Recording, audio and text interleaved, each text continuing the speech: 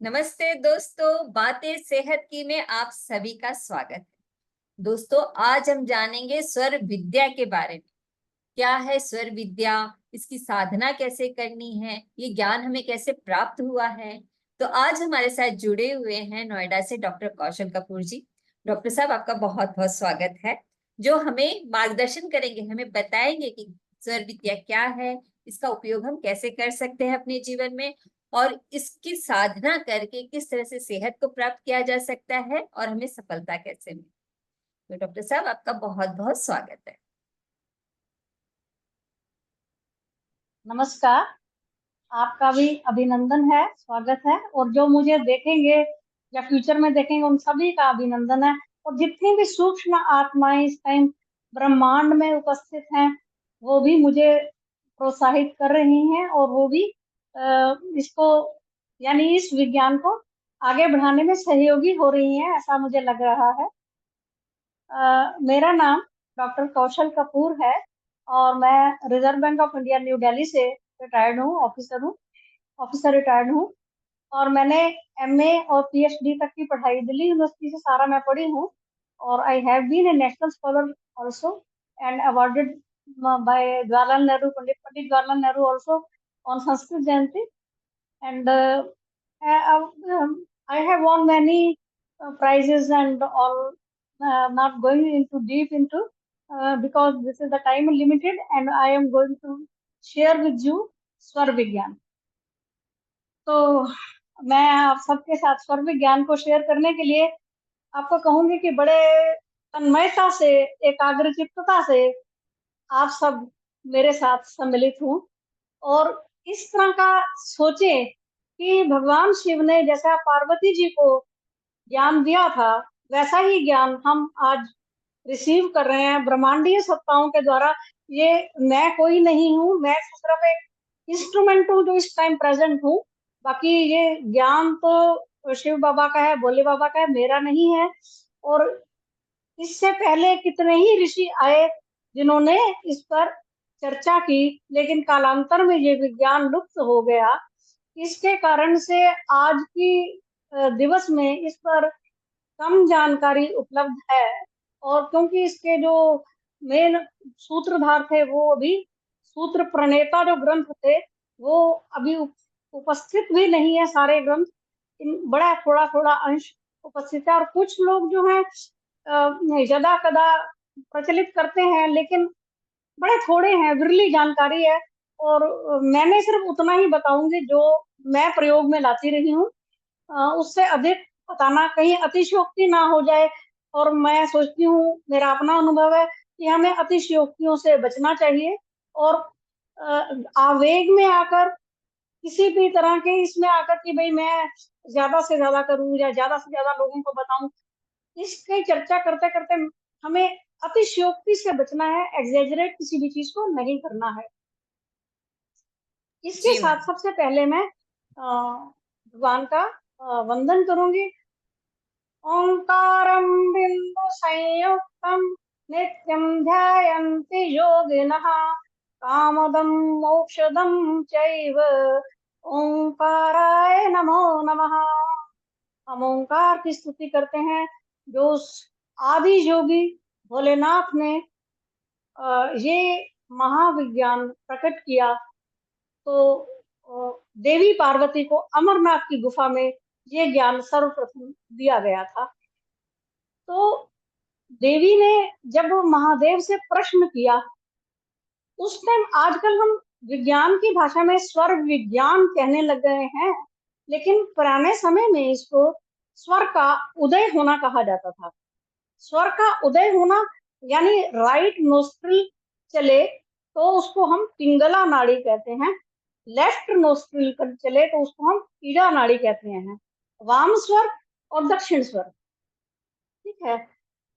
तो मैं महादेव ने देवी पार्वती ने सर्वप्रथम जो प्रश्न महादेव से पूछा उस प्रश्न को आपके सामने पढ़ रही हूँ। कथम ब्रह्मांडमुत्पन्नम कथम वा परिवर्तते कथम विलीयते देव तव ब्रह्मांड निर्णयम। हे देव, आप उस ब्रह्मांड के निर्णय को कहें जिससे ये सृष्टि उत्पन्न होती है, परिवर्तित होती है और विलीन होती है। ये शरीर 5 तत्वों से उत्पन्न होता है और 5 ही तत्वों में पुनः विलीन हो जाता है। इसलिए संस्कृत में हम लोग इस्तेमाल करते हैं पंचत्वम गतः, यानी मृत्यु को शब्द हम इस्तेमाल नहीं करते संस्कृत लिटरेचर में, पंचत्वम गतः कहते हैं, यानी 5 तत्व 5 तत्वों में विलीन हो गए, इसलिए वो पंचत्वम गता हो गया। मतलब अग्नि, वायु, जल, आकाश, पृथ्वी सभी अपने अपने मुकाम पर चले गए, तो पंचत्वम गता। इसलिए हम पंजाबी में भी कहते हैं कि वो फलाना पूरा हो गया, यानी वो उसका शरीर पूरा हो गया, यानी आत्मा नष्ट नहीं होती। आत्मा तो उसी देव देव देव देव देवाधिदेव की अंश है, इसीलिए कहते हैं सोहम, वो मैं हूँ, वो शिव तत्व है। वो प्राण जो है वो शिव है, वही शिव तत्व है। और वही वो श्वास, आजकल हम भौतिक भाषा में उसको श्वास कहते हैं, श्वासोच्छ्वास कहते हैं। ये श्वासोच्छ्वास केवल एक हिंडोला मात्र है। इसके भीतर जो तत्व है वो प्राण तत्व है, उससे भी अंदर एक सूक्ष्म प्राण है जो शिव है। उसी को वेदों ने सोहम कहा, हंसा कहा, और उसी हंसा कहते हुए वो, आपने महात्माओं के नाम सुने होंगे, परमहंस, जैसे परमहंस योगानंद जी, परमहंस और भी कई हैं, विशुद्धानंद जी, इस तरह से परमहंस कहा जाता है। परमहंस का अभिप्राय ही ये है कि वो हंस हो गया, जैसे पानी में रहकर निर्बिंद को जल जल में कमल बनाए, उसी तरह से वो निर्लिप्त भाव को प्राप्त हो गया, यानी ऊपर ऊपर तैरा सांसारिक जल और संसारिक मगरमच्छ उसको टच नहीं कर रहे हैं, इसलिए उसको परमहंस कहते हैं, परमहंस गति। हमारे श्वास की भी वही परमहंस गति हो जाती है, हंस गति हो जाती है, जो उसको जब विलिप्त नहीं होता, हम उसमें हर संसार की किसी भी चीज में जब हम लेपायमान नहीं होते, तो उसको कहा जाता है परमहंस गति। इसी में एक श्लोक और भी है जो मतलब इम्पोर्टेंट लग रहा है, वो मैं पढ़ती हूँ। तत्त्वात् ब्रह्माण्डमुत्पन्नं तत्त्वेन परिवर्तते, तत्त्वे विलीयते देवी, तत्त्वात् ब्रह्मांड निर्णयः। अर्थात तत्व से ब्रह्मांड उत्पन्न होता है, तत्व से ही ब्रह्मांड का निर्णय होता है और उसी तत्व में विलीन हो जाता है। हे देवी, देवी देवी पार्वती को कहा है, इससे ब्रह्मांड का निर्णय होता है। ब्रह्मांड शब्द का अभिप्राय है ब्रह्म रूपी अंड। अंड यानी एक बहुत बड़ा विशाल गर्भ, वो पूरी त्रिलोकी तक का जो विस्तार है वो अंड, और उसमें एक ब्रह्म तत्व, वो जो ब्रह्म तत्व उस अंड में है उसको ब्रह्मांड कहते हैं। वही तत्व हमारे भीतर है, इसलिए कहते हैं यथा पिंडे तथा ब्रह्मांडे। जो हमारे इस भौतिक शरीर में है वही ब्रह्मांड में है। अग्नि, वायु, जल, आकाश, पृथ्वी, ये 5 तत्व हमारी बॉडी में, हमारे शरीर में है। वही तत्व बाहर की सृष्टि में है। हमारी सृष्टि में जैसे 70% जल होता है, उसी प्रकार हमारे इस फिजिकल बॉडी में, इस भौतिक शरीर में 70% जल के रूप में, पानी, मलमूत्र के रूप में, जहां जहां भी लिक्विड्स होते हैं उस रूप में उपस्थित होते हैं। इस शरीर के 9 द्वारे हैं, नवद्वारे पुरे देहि नैव कुर्वन्न कारयन्। इस 9 द्वार रूपी शरीर में वो पुरी में स्थित रहता है, ना कुछ करता है ना कुछ कराता है, वो उसको संचालन करता है और देखता रहता है निर्लिप्त भाव से। जिस तरह वो शरीर में जो प्राण तत्व निर्लिप्त भाव से रहता है, उसी प्रकार से हमें अपने एक्शंस में रहना चाहिए। यानी नैव कुर्वन्न कारयन्, मतलब मैं थोड़ी कर रही हूँ, ये तो सांस आ रही है और जा रही है। अगर ये मनुष्य के हाथ में होता, ये क्रिया स्वैच्छिक है, प्राण की क्रिया स्वैच्छिक है, और अपने आप भी अपनी इच्छा से उसको रोका या नियंत्रित रेगुलेट किया जा सकता है, लेकिन ये अनियंत्रित रहने दी जाए तो अनियंत्रित हो जाएगी। जिस तरह आप किसी भी प्रकार के आवेग में होते हैं, क्रोध के आवेग में श्वास लेते चलेगा, इस तरह से। तो जैसे ही प्रथम बार गर्भ से, इस भौतिक गर्भ से, जो मैं ब्रह्मांड कह रही थी, वो एक डिवाइन गर्भ है, मतलब बहुत बड़ा गर्भ है। इसी तरह मनुष्य का शरीर जब माता के शरीर से, गर्भ से जन्म लेता है, तो पहली दफा उस गर्भ को जब छोड़ता है, और उसकी जब वो नाल काटी जाती है, जो नाड़ी काटी जाती है, उसको कोई कुछ कहता है, हर भाषा में अलग अलग उसके लिए वर्ड्स हैं। तो जब उसको काटा जाता है तो क्या होता है, उस टाइम बच्चा पहली बार जब रोता है तो हृदय स्पंदन करता है, पहली बार स्वरोदय की क्रिया प्रारंभ होती है, श्वास लेने की क्रिया प्रारंभ होती है। सब इससे पहले जो मनुष्य का ये भौतिक शरीर जो माँ के गर्भ में था, वो माँ के श्वास से श्वास ले रहा था, उसको श्वास लेने का पता नहीं था।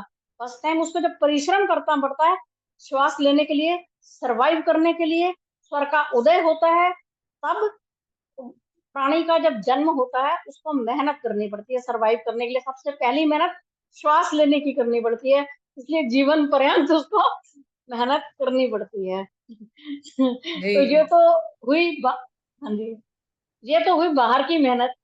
जी अब भीतरी मेहनत जो है वो ये है कि हमने इस शरीर में रहते हुए इस श्वास को, इस सूक्ष्म तत्व को अगर जाने नहीं, तो मृत्यु तो सबकी हो ही जाएगी।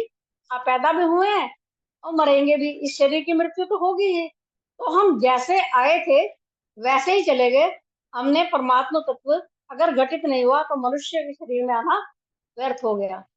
इसलिए इस शरीर में रहते हुए अगर हमने इस श्वासों के सार तत्व को जान लिया, प्रैक्टिस कर लिया, तो हम उस वाले तत्व तक पहुंच सकते हैं जिस तत्व के हम अधिकारी हैं, जो अधिकार हमें देकर भेजा गया और जिसके लिए हम पैदा हुए हैं, जो हमारे इस भौतिक शरीर में आने का मकसद है, मंजिले मकसूद है। तो उसको हम जाने, ये है जी हमारी इस भौतिक शरीर का अर्थ। जी। और मैम तो जैसे अभी आप बताइए, जैसे आपने पिंगला के बारे में बताया, दक्षिण नाड़ी पिंगला, वाम हाँ नाड़ी हमारी ईड़ा, तीन तरह की, ऐसे तो 72,000 नस नाड़ियां हैं हमारे शरीर में, जिसमें से 10 प्रमुख है, 10 हाँ में से 3 प्रमुख है, जिसका नाम है ईड़ा, पिंगला और सुषुम्ना। तो अब जी इसका, ये सब लेकर हाँ हम आए हैं, अब इसका ज्ञान आप हमें प्रदान करें।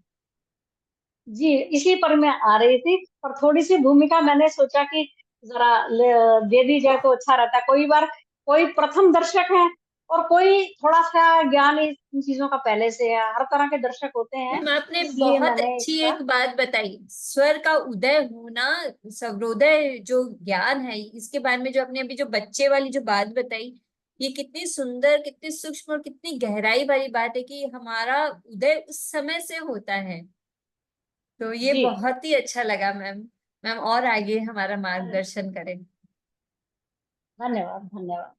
जी तो मैं कहना चाहूंगी, हमारे भीतर 72,000 नस नाड़ियां हैं, और जो मुख्य नाड़ियां हैं वो 3 हैं। कौन कौन सी? ईड़ा, पिंगला और सुषुम्ना। ईड़ा जब बाई नाक से श्वास लेते हैं हम, लेफ्ट नोस्ट्रिल से लेते हैं, उसको ईड़ा नाड़ी कहते हैं। जब राइट नोस्ट्रिल से लेते हैं उसको पिंगला नाड़ी कहते हैं। जब हमारा श्वास मध्य में चलता है उसको हम सुषुम्ना नाड़ी कहते हैं। सुषुम्ना नाड़ी एक ट्रांजिट पीरियड है, सिर्फ 2-3 सेकंड के लिए साधारण मानवों का चलता है, और एक संपूर्ण स्वास्थ्य के लिए तो बहुत ज्यादा चलना भी नहीं चाहिए। योगियों का चलता है वो ठीक है, नहीं तो अगर एक साधारण इंसान का 24 घंटे ये श्वास चले तो समझ लीजिए मृत्यु नजदीक आ रही है। ये नॉट गुड फॉर हेल्थ। इसलिए या सूर्य स्वर या चंद्र स्वर, यही चलेंगे, ईड़ा और पिंगला। अब मैं सूर्य स्वर और चंद्र स्वर कहूंगी, इसके बाद ईड़ा और पिंगला एक बार समझाने के लिए मैंने बोला। तो हम अगली जो हमारी सीढ़ी है वो है स्वरों की, और स्वरोदय का ये शास्त्र है। तो जो हमारा चंद्र स्वर है, चंद्रमा, जैसा सबको पता ही है कि चंद्रमा हमारे शरीर में मन का द्योतक है। स्त्री शरीर में मेंस्ट्रुएशन वगैरह भी इससे ही निर्धारित होता है। हमारा जो भौतिक संसार है, इसमें जो ऋतुएं हैं वो उससे निर्धारित होती हैं, जैसे हेमंत ऋतु, शिशिर ऋतु, ये सब उसी से निर्धारित होती हैं। इसको ऋतुचर्या कहते हैं, ऋतु चर्चा कहते हैं। ऋतुचर्या अ, स्त्री शरीर में ज्यादा प्रबलता से काम करती है, क्योंकि उसीलिए उसको रितम कहा है, क्योंकि ये नियम है। रितम का मतलब हुक्म, हुक्म का मतलब जो गुरु नानक जी ने कहा, हुक्मे ही थे सब कुछ हुआ, सब कुछ हुक्म से चलता है। तो ये रितम है, रितम मीन्स नियम, यूनिवर्सल लॉज। तो लॉज में परिवर्तन नहीं किया जा सकता, रूल्स में परिवर्तन किया जा सकता है। रूल्स हम बनाते हैं, लॉज यूनिवर्सल है। लॉ जैसे सूर्य अम, पूर्व से निकलता है तो चंद्रमा पश्चिम से उदय होता है। जितने भी हमारा कैलेंडर है, ये कैलेंडर हमारा निर्धारित होता है उसी से, जो ऋतु है उससे। तो फिर उसी चर्चा पर आते हैं, क्योंकि हमें थोड़े समय में भी शायद इसको समाप्त करना होगा। तो अगर इसका मैं आगे विवरण देती हूँ। हम जब बाई नासिका से श्वास लेते हैं तो हमारे शरीर में ठंडक उत्पन्न होती है, यानी वो श्वास ठंडा होता है। आप इस श्वास को छोड़कर देखेंगे तो अगर आपकी बाई नासिका चल रही है तो वो ठंडा होगा, और अगर दाई नासिका चल रही है तो वो श्वास गर्म निकलेगा। दोनों नासिका जो है आमतौर पर ट्रांजिशन पीरियड में चलती हैं, कुछ सेकंड्स की होती हैं, इससे ज्यादा होती नहीं है। वो ऑटोमेटिकली उससे ट्रांजिशन में जाता है, ये मतलब नियम है, ये भी संसार का नियम है। जैसे इसी तरह जैसे हाई टाइड लो टाइड होता है, आपको पता होगा, वो भी उसी चंद्रमा से निर्धारित होता है, जो चंद्रमा हमारे भीतर भी काम करता है। जैसे समुद्र में जो ज्वार भाटा आता है, जो 15th डे होता है उस पर वो तेज लहरें तेज होती हैं। तो जो उससे पहले वाले जो ऐसे, इसलिए मैं कई बार बोलती हूँ, जो प्लैंड ऑपरेशंस होते हैं ना, वो छठी सातवीं षष्ठी और सप्तमी ऐसे करके करवाने चाहिए, तो ब्लड कम बहता है, क्योंकि जो उसका भी कनेक्शन हमारे बॉडी के साथ होता है। तो मैं एक मेडिकल साइंस की बात है, लेकिन इतना मुझे पता है थोड़ा सा, तो मैं शेयर किया है। तो आ, हमने लेफ्ट नॉस्ट्रिल जो है ये ठंडी है, राइट नॉस्ट्रिल गर्म है। इन दोनों से हम क्रमशः बदलती रहती हैं, 2.5 घटी तक एक स्वर चलता है, यानी कुल मिला के 1 घंटा एक स्वर चलता है, 90 मिनट्स कभी कभी। और कभी कभी राइट नोस्ट्रिल चलती है, कभी हमारी लेफ्ट नोस्ट्रिल चलती है। बायां स्वर, दायां स्वर, सूर्य स्वर, चंद्र स्वर, इस तरह से हमारे उस तरह से रहते हैं, बदलते रहते हैं।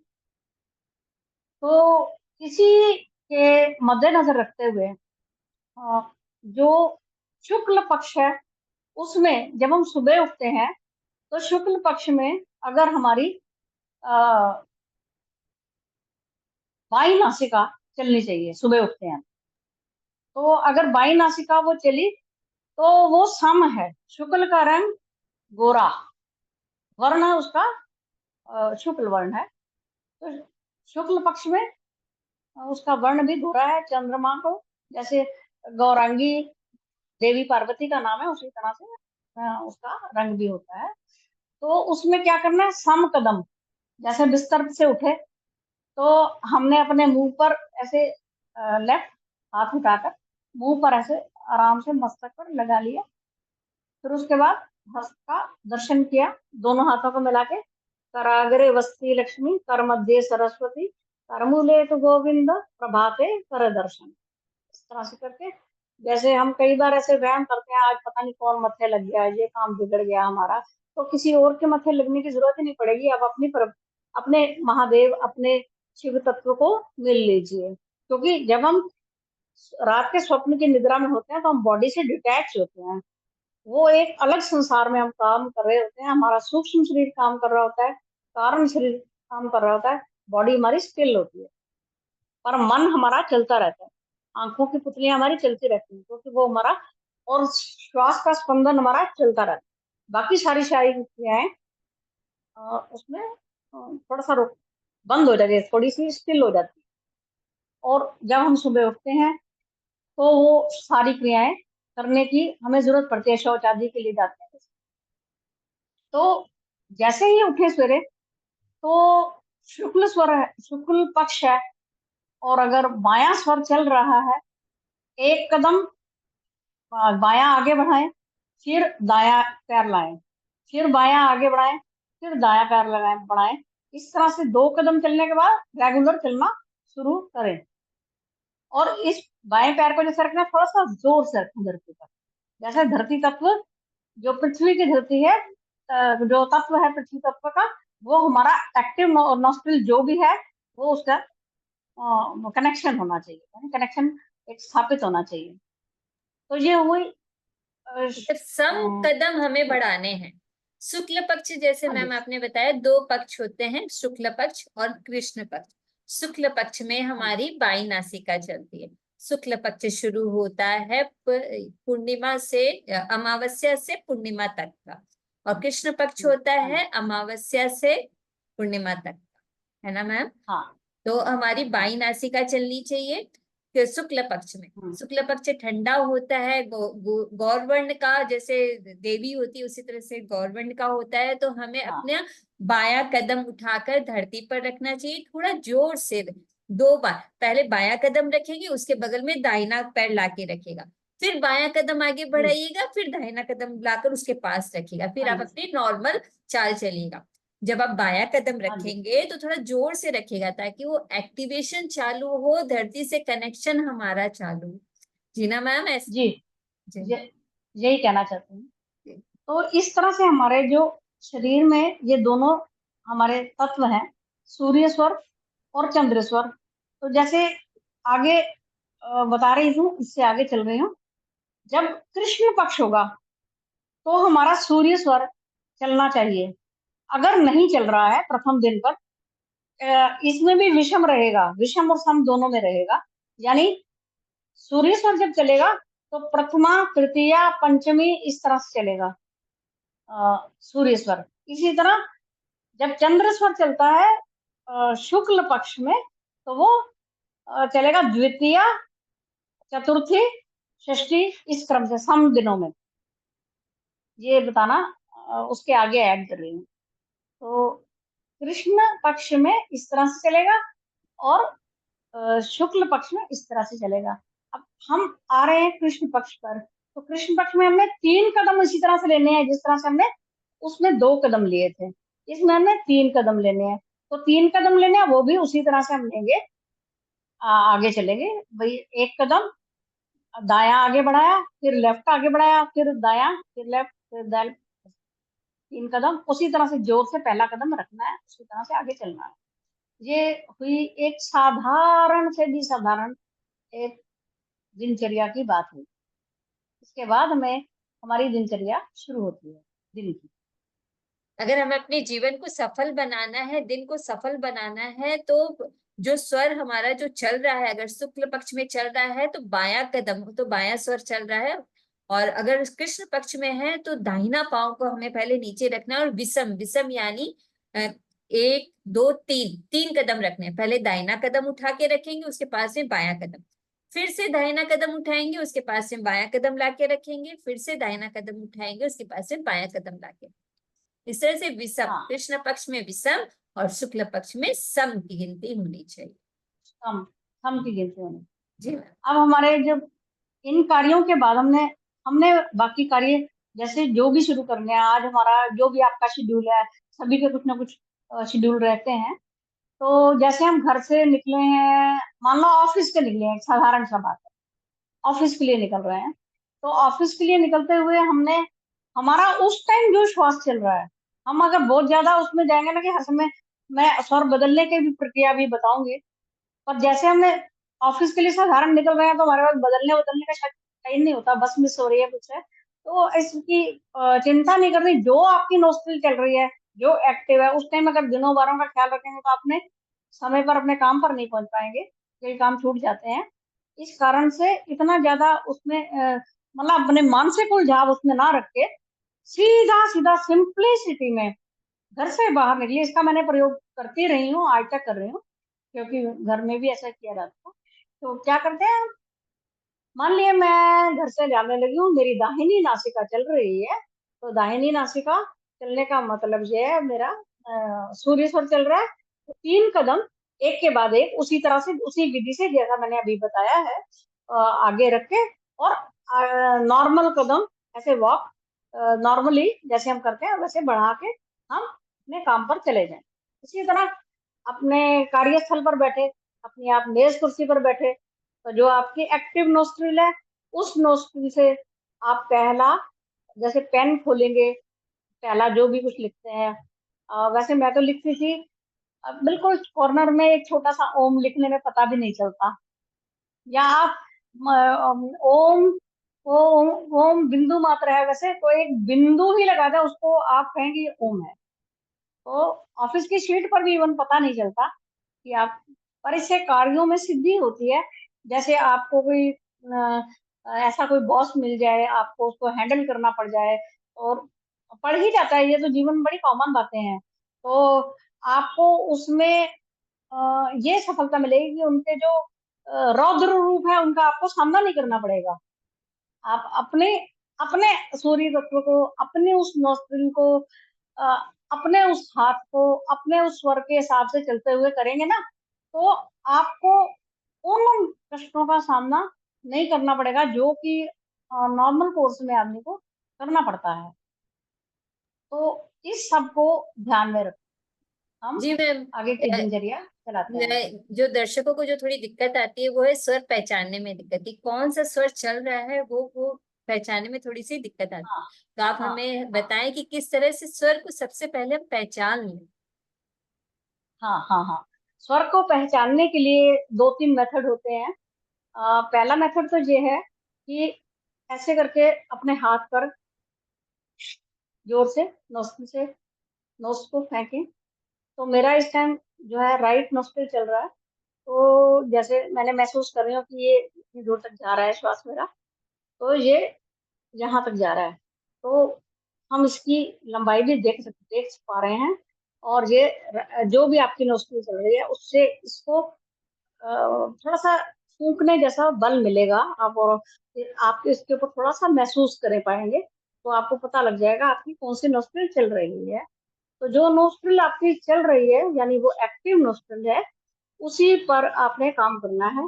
तो दोनों नोस्ट्रिल इकट्ठी तो कभी चलती नहीं। तो राइट चल रही है तो राइट में ऐसे महसूस होगा, लेफ्ट चल रही है तो लेफ्ट में ऐसे महसूस होगा। और दोनों नहीं चलते, दोनों ट्रांजिशन पीरियड है, उसमें आपको कुछ भी नहीं करना। अगर वो ट्रांजिशन पीरियड में है, आपको कुछ नहीं करना, बस बैठ जाइए, दो 2-4 सेकंड, 5 सेकंड वेट करिए। और अगर मान लो ऑफिस जा रहे हैं, ऑफिस जाने के टाइम पर ये ट्रांजिशन आ गया, थोड़ा सा वहीं रुक जाइए, तब चलिए। कार्यों में मतलब व्यवधान नहीं आएगा आपको। इसलिए जैसे कई तरह के व्यवधान, हम यात्रा पे जाते हैं, चाहे जब वो 10 मिनट की यात्रा हो तो भी हो सकते हैं। तो इस व्यवधान को टालने के लिए अगर सुषुम्ना स्वर है तो वहीं रुक जाए। और अगर कुछ ऐसा कुछ हो गया मुंह में, एक चीजें और भी हैं, जैसे सूर्य स्वर चलाने की आवश्यकता हो तो शहद थोड़ी सी खा लेते हैं। और अगर चंद्र स्वर की आवश्यकता हो तो थोड़ा सा घी का सेवन करते हैं, गाय का देसी। तो उसको चेंज करने का भी एक विधान है। जैसे जो काम, हाँ जी बताइए, कुछ कहना चाहते हैं? मैम मैं कह रही थी कि जैसे कि जैसे ऐसे अगर ना पहचान सके तो एक और कोई विधि है जिससे हम पहचान ले कि हमारा स्वर कौन सा चल रहा है। हाँ, ऐसा है कि जैसे भाप सी निकलती है। कई बार आप देखिए सर्दी का मौसम है ना, तो चश्मा है ना हमारा, जैसे ये, तो जी। चश्मे तो फेंक देंगे, तो यहाँ पे ना हम्म। मॉइस्चर आ जाएगा। जी। उससे भी आपको पता लग जाता है कि कौन सी श्वास चल रही है। मैम और एक एक और, ब्लॉटिंग पेपर से पता लग जाता ब्लोटिंग पेपर से। अच्छा, है। मतलब हाँ, एक और है मैम कि अगर ऐसे हम हाथ रखते हैं और अगर जोर से सांस छोड़ते हैं तो जिस पीछे वाली हथेली पे सांस जाती है तो हाँ, उससे भी हमें। वो एक ही बात है, आगे लेंगे तो पीछे लेंगे तो वो तो दोनों में ज्यादा कुछ अंतर नहीं है। आमतौर पे ऐस- ऐसे किया, जब ऐसे किया, हम ज्यादा ऐसे अंतर करते नहीं है। हैं, हाँ, सांस छोड़ेंगे तो अगर इस हथेली पे जाएगी तो बाई नासिका, अगर इस हथेली पे सांस जाती है तो दाहिनी नासिका। ये भी एक और तरीका है। हाँ, वो दोनों हाथ जोड़कर हाँ, हो गया, दोनों हाथ जोड़कर। है ना।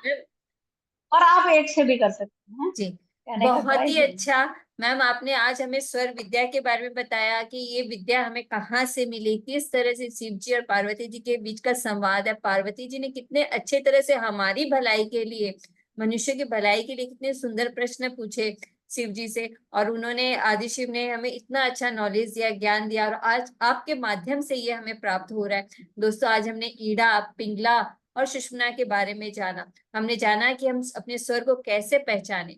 अब आगे की नेक्स्ट सीरीज में जब हम मैम से मिलेंगे तो मैम हमें बताएंगे कि किस तरह से हम अपने स्वर को चेंज करें। तो मैं आपका बहुत बहुत धन्यवाद है कि आपने अपना कीमती समय हमें दिया और हमें हमारा ज्ञान बढ़ाया।